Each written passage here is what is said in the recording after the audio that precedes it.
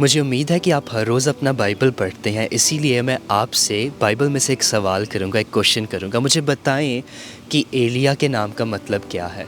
अगर आपको एलिय्याह के नाम का मतलब पता है, तो आपने क्या करना है, उसके नाम का मतलब आपने कमेंट्स में राइट करना है और हम आपके कमेंट्स को पढ़ेंगे।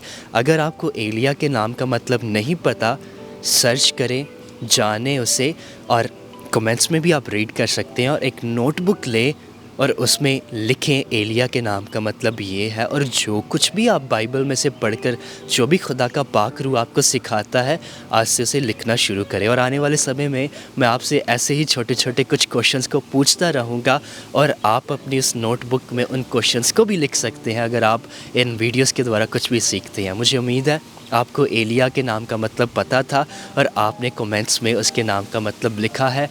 परमेश्वर आपको आशीष दे।